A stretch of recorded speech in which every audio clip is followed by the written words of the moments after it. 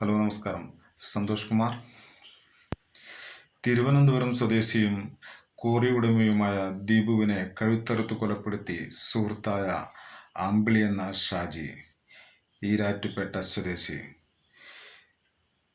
JCB വാങ്ങാൻ പോകവെ കൈവശമുണ്ടായിരുന്ന 10 ലക്ഷവുമായി Kaliyikkavila police സ്റ്റേഷന് സമീപം കാത്തുനിന്ന സുഹൃത്തായ ഷാജി ദീപുവിനെ കഴുത്തറുത്ത് കൊലപ്പെടുത്തുകയും കാണാതിരിക്കുവാൻ വാഹനത്തിന്റെ ബോണറ്റ് ഉയർത്തിവെക്കുകയും അറസ്റ്റിന് ശേഷം പോലീസ് 7 ലക്ഷവും മറ്റു തെളിവുകളും കണ്ടെത്തുകയും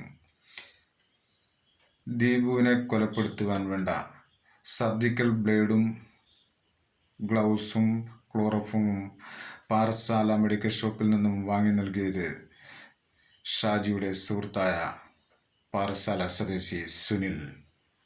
എൻ്റെ വീഡിയോകൾ കൂടുതൽ കാണുന്നതിന് വേണ്ടി ലൈക്ക് ചെയ്യുക, ഷെയർ ചെയ്ത് സബ്സ്ക്രൈബ് ചെയ്ത് സഹകരിക്കുക.